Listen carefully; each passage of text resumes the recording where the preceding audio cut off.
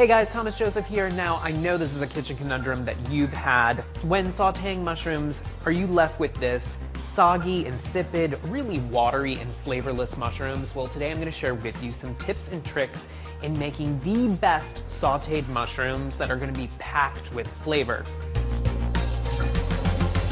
Before we actually start the process and I start sharing some tricks with you, I want to go through some different types of mushrooms. Maybe you've seen these in your supermarket.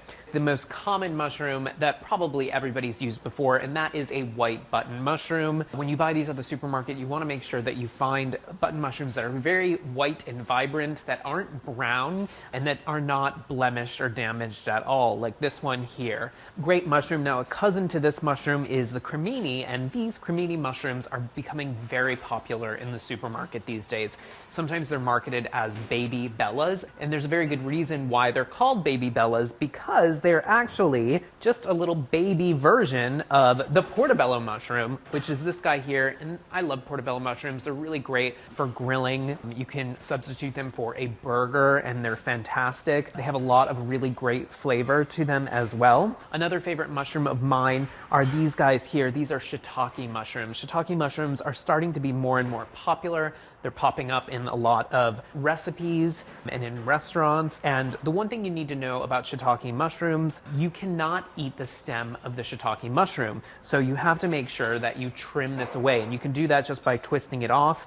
Now, the stem of the shiitake mushroom is way too fibrous to be consumed. So you can either toss it in the garbage or you can save it for later if you're making a delicious vegetable stock. These will add a really great amount of flavor. So this guy I have here, this is a chanterelle mushroom, and chanterelles are quite expensive. They're available not necessarily year-round. Their harvest depends on the rainfall. You want to make sure that you clean chanterelles and also morels, which are spring mushrooms here. You want to make sure that you clean them really well because they grow in sandy, gritty soil.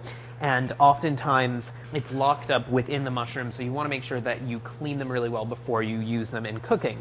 Now, some other mushrooms that I have here, these are golden oyster mushrooms. They kind of grow similar to how oysters grow in the ocean in giant clusters. A close cousin to the oyster mushroom are these mushrooms here. These are called maitake mushrooms or hen of the woods mushrooms. These are actually really fantastic if you throw them on the grill, or you can roast them in a very high heat oven and the edges get a little crisp and the stalk gets nice and tender. These are beach mushrooms here. These are black trumpet mushrooms. I have bluefoot mushrooms here, which are a fun, colorful mushroom.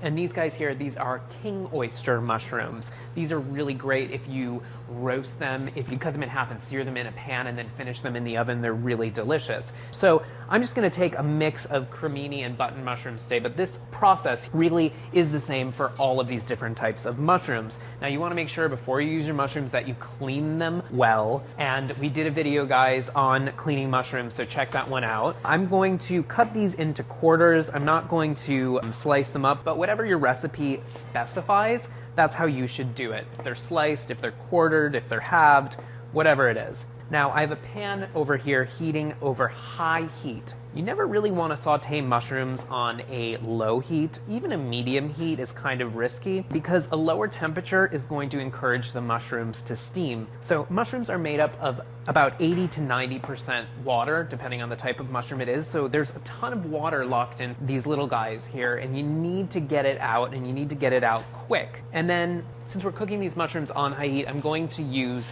oil instead of butter to saute them. Again, if you were using butter, guys, here, what would happen is the butter would burn before the mushrooms would have a chance to cook. So the oil should be dancing in the pan. It should be very, very hot. It should glisten and shine, and that way you'll know it's super hot. Now, the second rule in cooking mushrooms to get a nice brown color to them is to not overcrowd the pan. So you might not have this size pan at home. That's fine. What you need to do is you need to cook your mushrooms in batches. And I'm actually going to leave these behind because I don't want to fill up the pan too much. Now, the other thing you need to know is to avoid the instinct. Your instinct probably would be to immediately start stirring these.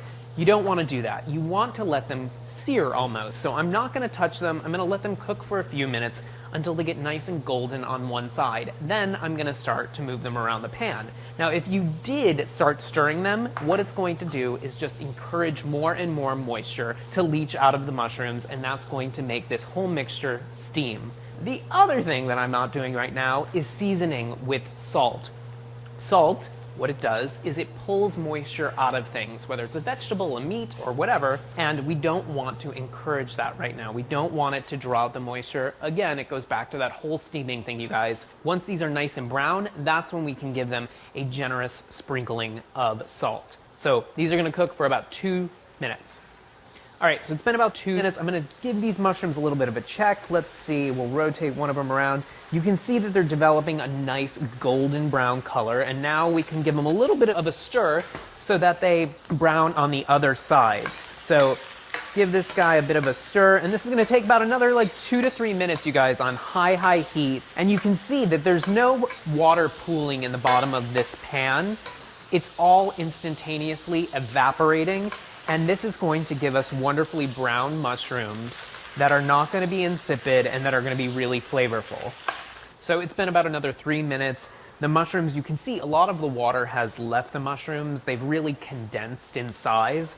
So now give them a little bit of a seasoning with some salt, salting at the end, you guys. This encourages the moisture not to pull out in the beginning. And I'm going to add a little bit of butter here now just for some richness at the very end. Now, a little bit of vinegar here would be great as well. A little bit of sherry vinegar or even some lemon would really be helpful to cut through the richness of the mushrooms. Give this a stir, and just for a little bit of freshness, some chives and some flat leaf parsley will really kind of brighten up the flavor of the mushrooms. And there you go, guys. You have really wonderful, flavorful brown mushrooms. This is perfect if you wanted to serve this alongside some chicken cutlets. This would be fantastic. Now remember the steps. When you are sauteing your mushrooms, you want to make sure that they're super dry before they go into the pan.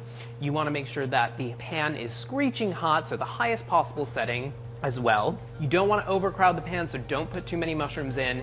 Try to use the biggest pan you have so that there's more surface area, and salt at the end. Now, if you guys have any kitchen conundrums that you need us to solve, write in the comment section below. And as always, guys, enjoy, right?